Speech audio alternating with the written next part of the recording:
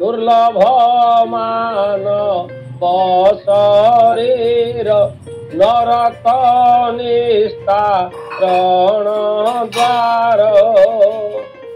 ये मानव शरीर धारण करी आमे माने नरकर उद्धार हवा। तेणु अंतिम पर्यायर अर्थ एरिंडी बंधटा को डेइला परे आमे माने वैकुंठ लोक रे प्रवेश करिबा साकेत गोलोक वैकुंठ रे। तेणु आमे माने केते भाग्यवान। अनेक जन्म पुण्य फले मनुष्य जन्म मोहि तले मनुष्य देहे दिव्य ज्ञान देखी संतोष भगवान। मनुष्यर शरीर मूल्य से कथा को प्रतिपादित करिबा पई श्रीमद् भागवतंकर कथा आपन को मन पकाउछि मु। तेणु आमे माने केते मूल्यवान शरीर धारण करिचे कौन पाई ना वैकुंठ गति प्राप्त हवा पाई। तेणु वैकुंठ गति प्राप्त हवा पाई एते मूल्यवान शरीर दुर्लभ शरीर धारण करथिले। जीवनचर्या को श्रृंखलित करी एते कोटिर जीवन पाइथिले मध्य ताहाकू जदि श्रृंखलित भाव रे परिचर्या न करिबा ताहाले आममान हातरू वैकुंठ गति खसी जीव। गोटाए मात्र आमको सुजोग आछि मनुष्य जीवन रे वैकुंठ प्राप्ति हबार, जहाकू देवता माने पांती नाही। देवता माने वैकुंठ गति प्राप्त ही पारंती नाही। केवल मनुष्य जन्म पाइले वैकुंठ गति मिलिवो।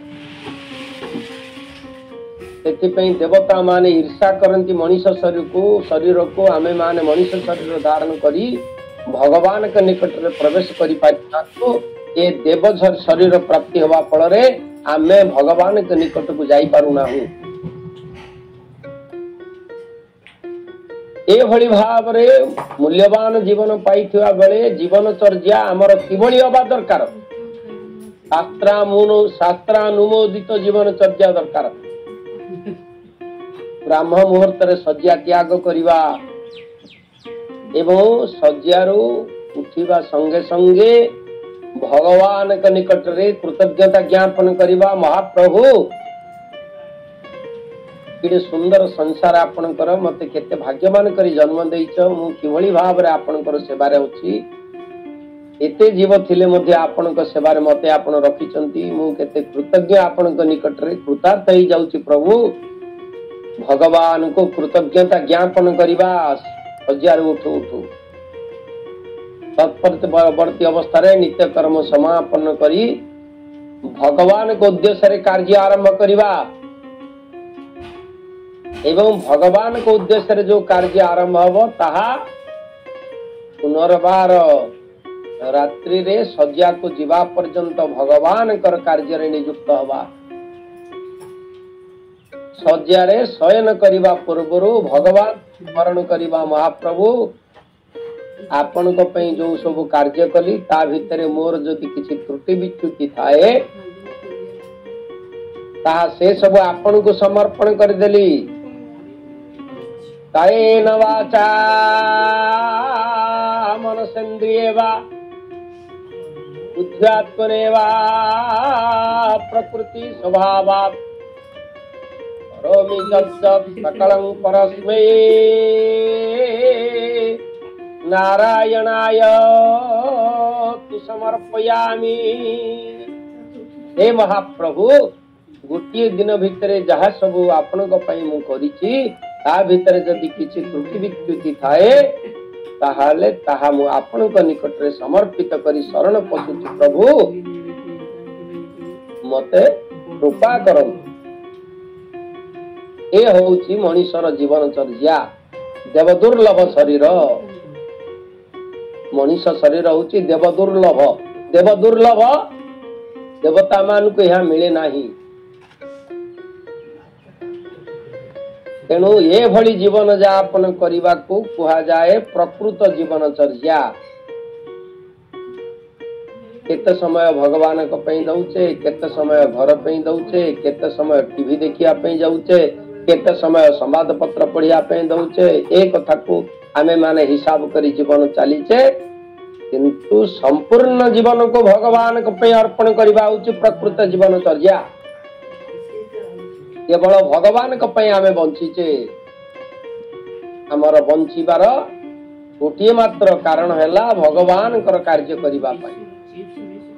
हमको सृष्टि करिसेंती भगवान, तांको कार्य करबा पाई। भगवान कर कार्य करबा द्वारा आमे माने जीवन को सार्थक करबा। आज माँ देवहूति कपिल भगवान चली जीवा परे तांकर जीवनचर्या किभली भाव रे हेची एठी मैत्र महामुनि विदुर महात्मा को कहउचंती 13 नंबर श्लोक रे। 12 नंबर श्लोक रे आमे माने मैत्र महामुनि कर उक्ति श्रवण कले। मैत्र महामुनि विदुर महात्मा को कहउचंती कपिल भगवान मां को ठारू विदाय नहीं चली गले एवं तापरे माँ देवहूति कौन कौन कले आश्रम रे से कथा वर्णना कर। आसंतु से 12 नंबर श्लोक टी जहाँ पर दिन गला पर दिन आमे माने आलोचना करितिले। अनंत भावे आत्मा गति देखाई देले रमापति मातांको अनुमति नेले तपसा धने बनी गले। मातांको अनुमति नेले तपसा धने बनी गले। बोल भागवत भगवान की। सुंदर भाव ने आमे माने श्रवण कले किभली भाव रे कपिल भगवान विदाय नेले मां ठारो अनुमति नहीं। आसंतु तापर श्लोक को आमे जीवा। साचापि अनुयोक्तेन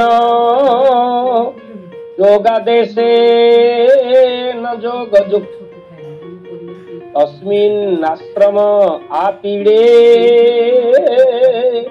सरस्वत्या समाहिता। साचापि तनुयोक्तेन। मैत्र महामुनि कहले हे विदुर महात्मा कपिल भगवान गृह त्याग करी चली जीवा परे से आश्रम रे अवस्थान कले, गृह त्याग कले नाही। आमे माने भल भाव जानिचे जो 4टी आश्रम कथा। अंतिम आश्रम हेले गृह त्याग और संन्यास व्रत अवलंबन। माँ देवहूतिंकर पिता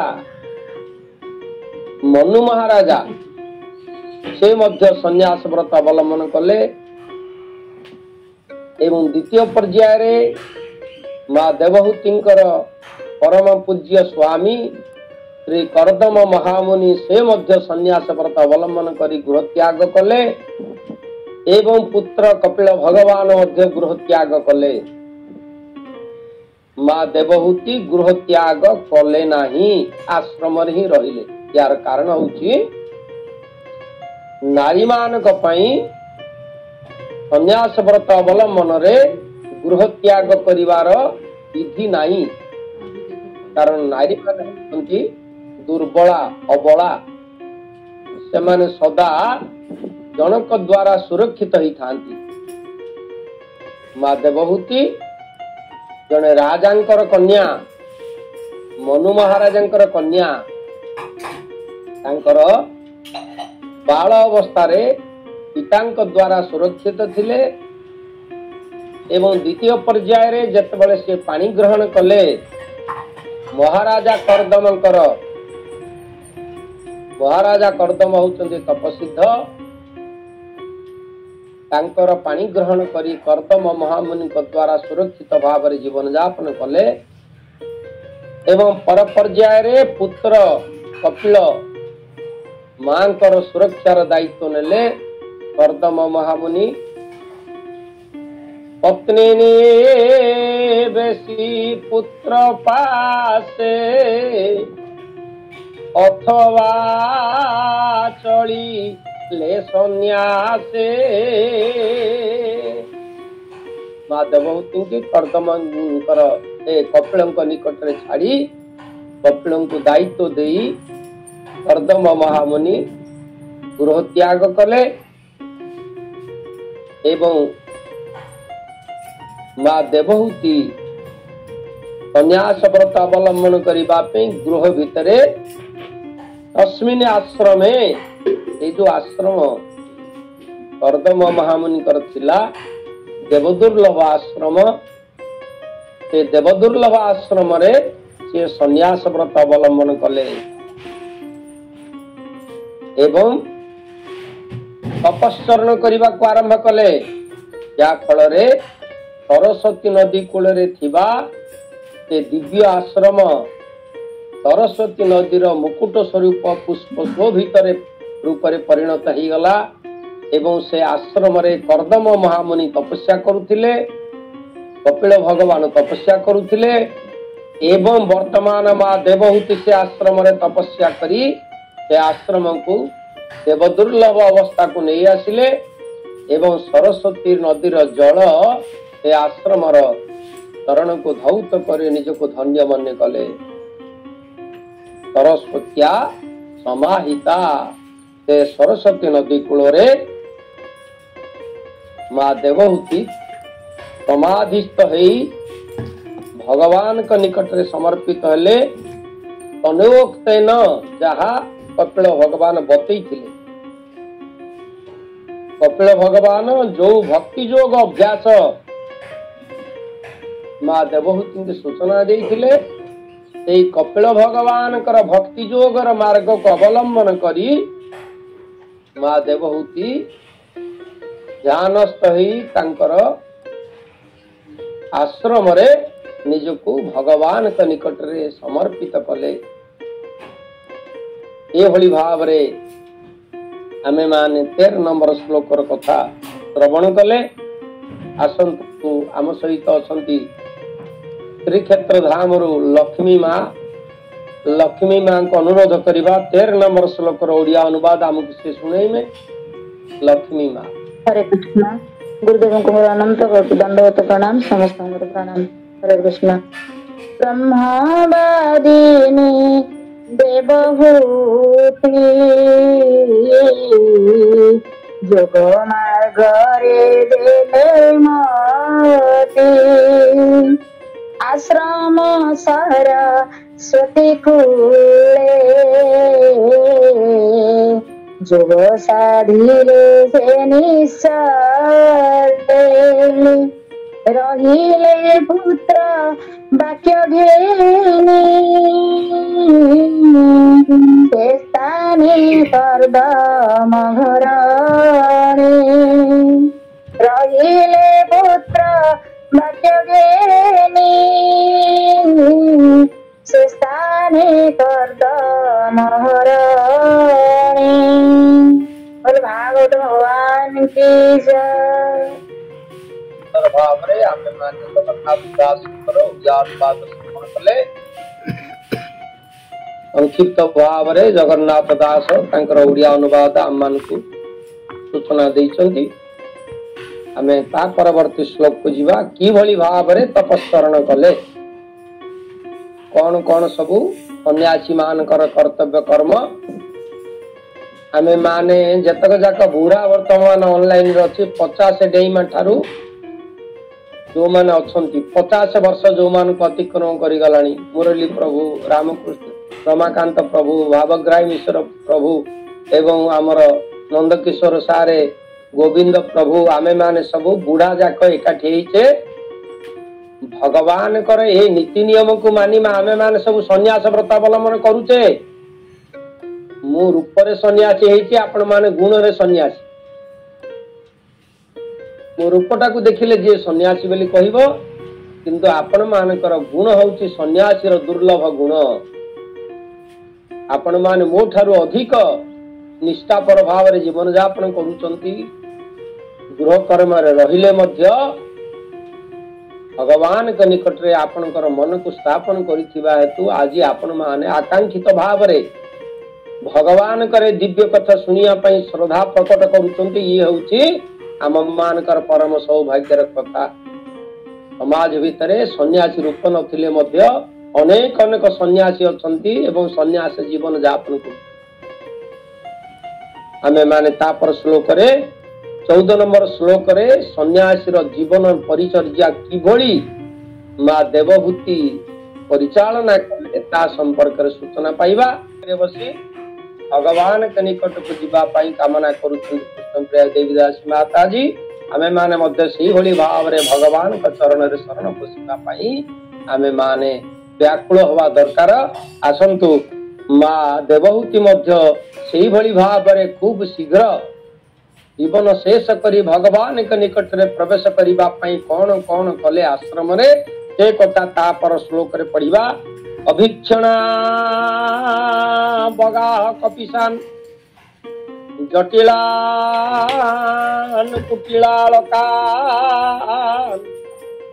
आत्मानं चोग्र तपसा विभ्रता चिरिणं कुसम अभिक्षण अवगाहन कपिशान अभिक्षण अवगाहन सन्यासी कर्म है ब्राह्म मुहूर्त शज्या त्याग करी स्नान करिवा। शज्या त्याग करिवा ब्राह्म मुहूर्त रे सूर्य उदयर 2 घंटा आगुरु स्नान करिवा दरकार। ये होची सन्यासी मानकर प्रथम कार्य।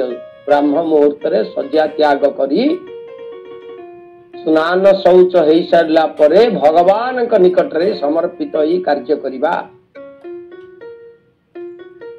मां देवहूति सही भली भाव रे सूर्य उदयर 2 घंटा आगरु उठी अवगाहन अर्थात शरीर कार्य चर्या आरंभ करुथिले स्नान करुथिले एवं सन्यासी मानकर कार्य हला त्रिसंध्या करिबा। त्रिसंध्या अर्थात प्रात संध्या मध्य संध्या एवं अंत संध्या। प्रात संध्या होची ब्राह्म मुहूर्त एवं अंत संध्या होची अस्तगामी समय एवं मध्य संध्या होची सूर्यंकर मस्तक ऊपर अवस्थान करिवार समय। ए त्रिसंध्या गायत्री करिवा पाई ब्राह्मण माने सबु बळे त्रिसंध्या करंती गायत्री करंती। आपण माने समस्त ब्राह्मण माने एडा करंती कहि कि छाडी दउचंती ब्राह्मण कर काम आमे काई करी। किंतु आम भितर किए ब्राह्मण नुह गोटे प्रश्न आपण मान आगे कहूची। आपण मान के भितर किए ब्राह्मण नुह मते कहिल। आमे समस्त ब्राह्मण कारण ब्रह्मा द्वारा आमे तैयारी हिचे एवं मनु होउचंती आमर प्रथम पुरुष बोली आम मानकर नाम होची मानव एवं मनु होउचंती ब्राह्मण। आमे समस्त ब्राह्मण कर संतान आमे समस्त ब्राह्मण। केबे हेले केही जने विचार करंतु नाही मो ब्राह्मण नुह बोली। किंतु कर्तव्य कर्म भितरे आमे माने ब्राह्मण कर्म छाड़ी अन्य कर्म कले आम मानकर जाति बदली जाउची। चतुर्वर्ण मया सृष्ट गुण कर्म विभाग सह भगवान श्री कृष्ण अर्जुन को कहले हे अर्जुन समस्त ब्राह्मण किंतु कर्म अनुसार एमान को 4 भाग रे विभक्त करा गला। जे जो कर्म करिवो से सेई जातिर गण्य हबो। किंतु जन्मितः आमे समस्त ब्राह्मण। तेनु आम समस्तंकर कार्य हला प्रतिदिन त्रिसंध्या करिवा गायत्री पाठ करिवा। ओम भूर्भुवः स्वः तत्सवितुर्वरेण्यं भर्गो देवस्य धीमहि धियो यो नः प्रचोदयात्। प्रतिदिन ब्राह्म मुहूर्त रे स्नान करि सारला परे गायत्री उच्चारण करिवो भगवान कर सेवा करिवो। मध्याह्न रे एई भली भाव रे स्नान करी गायत्री उच्चारण करिवो एवं अस्त समय रे अस्तगामी सूर्य दिवा पूर्वरु स्नान शौच होई गायत्री पाठ करिवो ए त्रिसंध्या गायत्री ब्राह्मण बा सन्यासी कार्य। तेणु माँ देवहूति दिन को अति कम 3 थर तो बारंबार अभिक्षण अर्थात बारंबार एकाधिक बार स्नान को बारंबार कहा जाए। बारंबार स्नान करने द्वारा तांकर शरीर कपिशान अर्थात पिंगल वर्ण धारण कला। बारंबार स्नान करने द्वारा सरस्वती नदी जल रे तांको शरीर पिंगल वर्ण धारण कला। पिंगल वर्ण अर्थ कौन?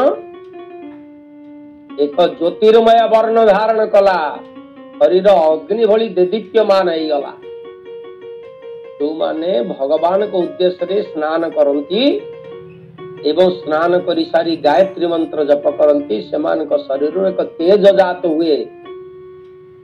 आपण मान अनुभव करिथिबे जो सन्यासी माने निष्ठापर भाव रे सेमानकर कर्तव्य कर्म करती तांको शरीर रो एक ज्योति सृष्टि हुए। से ज्योति होची पिंगल वर्णर। साधु संत महात्मा माने निष्ठापर भाव रे नैष्ठिक भाव रे जदि सेमानकर दिनचर्या करती तांको शरीर एक ज्योति जात हुए। जो ज्योति अन्यमान को प्रभावित करे सेमानक संस्पर्श रे आसीबा लोक माने तांको द्वारा प्रभावित हो। जने सन्यासी की दर्शन करदेले तांको द्वारा लोक प्रभावित हेबे। सन्यासींकर दृष्टि जदि काहा उपरे पड़े से जदि निष्ठापर भाव रे सन्यास व्रत अवलंबन करूचंती जहा को चाहि देबे सिए ता उपरे प्रभाव पकेइबो एवं जहा घरे प्रवेश करिवे ता घर उपरे प्रभाव पड़िबो एवं जो स्थान रे से बसिबे चालिबे बुलिबे अवस्थान करिवे से परिवेश भितर मध्य निश्चित भाव रे प्रभाव पकेइबो। ए भली बहुत दृष्टांत आमे मान शास्त्र मान के मध्य सन्यासी मानकर प्रभाव अनुभव करि। महात्मा माने तांकर 4 प्रकार कृपा जीव मान को उपरे सृष्टि हुए। एक होची दृष्टि कृपा। महात्मा मानकर दृष्टि एक कृपा। महात्मा मानकर वचन एक कृपा। महात्मा मानकर स्पर्श एक कृपा। महात्मा मानकर स्मरण एक कृपा। जदि कौन सी महात्मा आपण को स्मरण कले आजिकाली का भाषा रे जदि टेलीफोन रे कथा हेले ताहाले आपण माने विचार करिबा पई पड़िबो मो उपरे महात्मांकर केते कृपा सृष्टि हो। जने महात्मांक सहित पदे कथा यदि आमे माने वाक्य विनिमय करिबा ताहाले तांकर कृपा मध्य आम ऊपर सृष्टि हबो। करबार महात्मा मानकर दृष्टि यदि महात्मा मानकर किंचित दृष्टि आम ऊपर पड़िला ताहाले निश्चित भाव रे आम प्रति तांकर कृपा अछि बोली ज्ञान करिबा पई। तेणु ये जो 4 प्रकार कृपा सेई मानक ठरु जात होई पर भाव रे से मानकर सन्यासी जीवन यापन करंती। तेणु माँ देवहूति तांकर बारंबार स्नान करिबा द्वारा तांको देहरु एक प्रकार पिंगल वर्णर तेज जात हैला। जटिलान मस्तक रे थिबा केश जट भलिया हेई गला। आ परिचर्या नाही। नारी सुलभ बेश परिपाटी तांकर आउ रहिला नाही। बारंबार स्नान करिबा द्वारा तांकर केश जटा मंडित हेई गला एवं कुंचित केश हेई गला। कुटिलाळ कान से तांकर जो कुंचित केश ताहा जटारे परिणत हेई गला। आत्मानं उग्र तपसा निजे उग्र तपस्या रे रहिले। सीमित भोजन आमे माने भोजन करूचे उदर पोषण करूचे। आम मान के भितरे 2 प्रकार भोजनकारी अछंती। केतक तृप्ति उद्देश्य रे भोजन करंती केतक शरीर रक्षण पाई भोजन करती जो माने तृप्ति उद्देश्य भोजन करती से माने आकंठ भोजन करती जेते धरिब तांको पेटरे सेतिकी खाई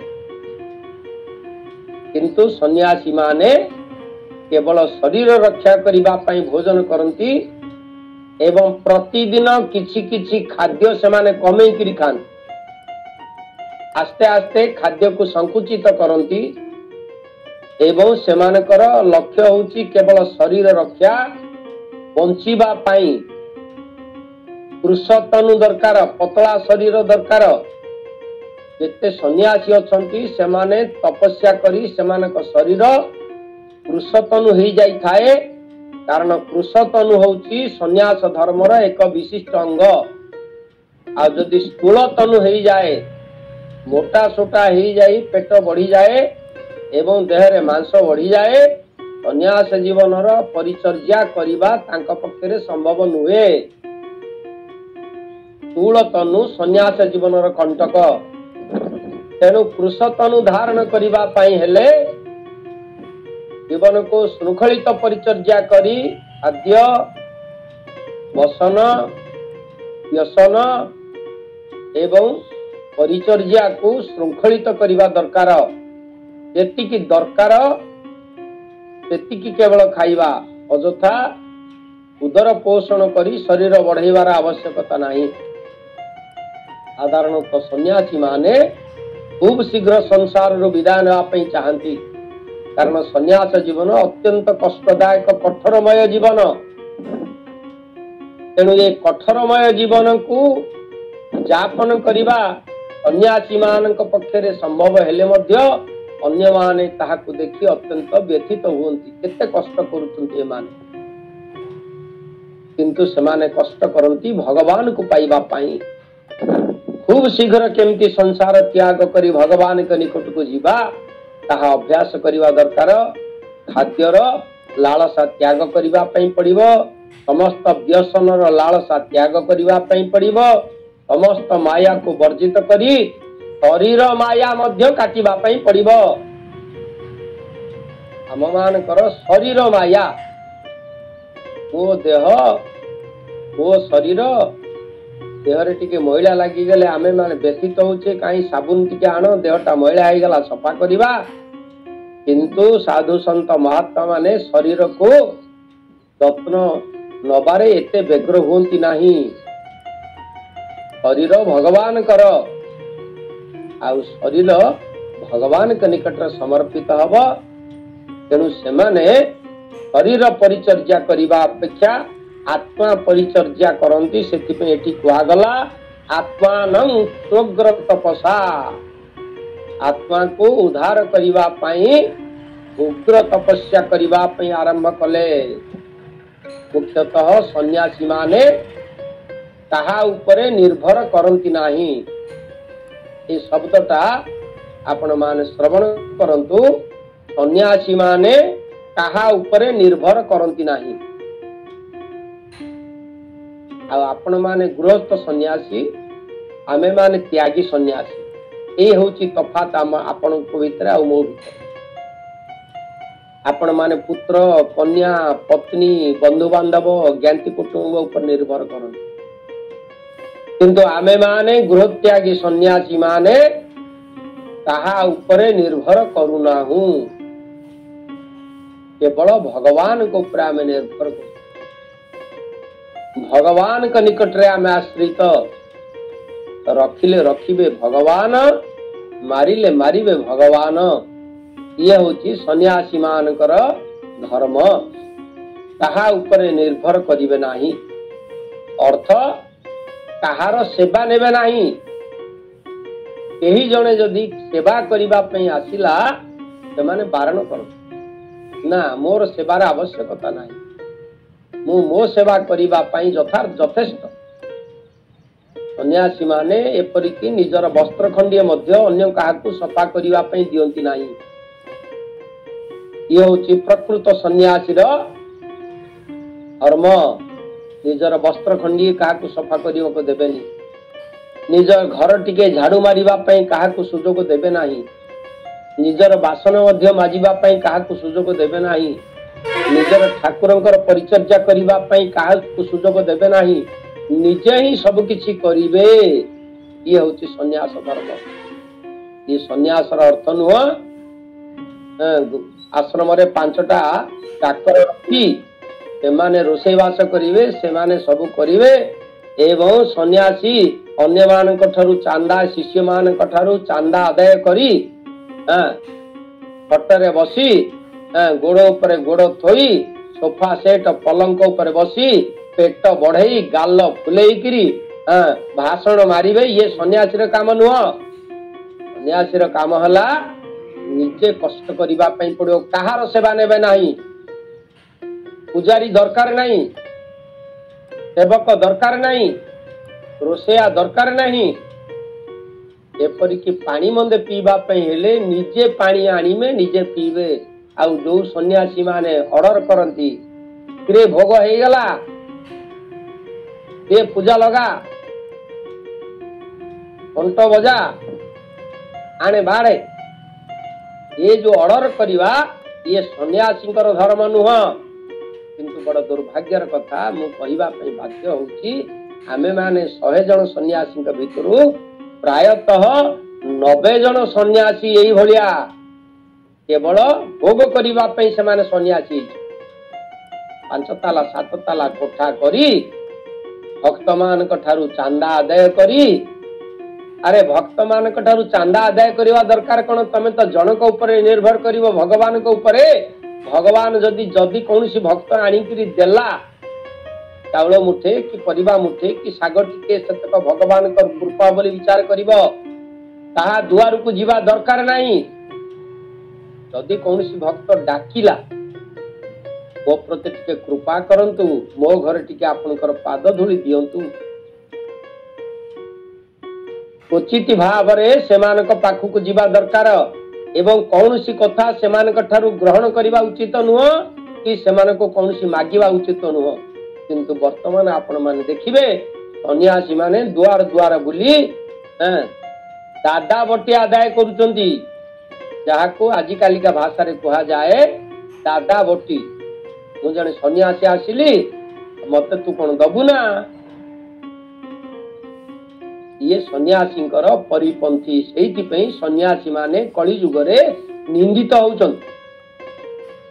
मां देवहूति ताहा ऊपर निर्भर कले नाही, किए अछि तांको सेवा करिबा पई भगवान कर चरण रे शरण पसी से तांकर कर्तव्य कर्म को आरंभ कले। आउरी रही गला किछि कथा आउ सन्यासी धर्म कथा।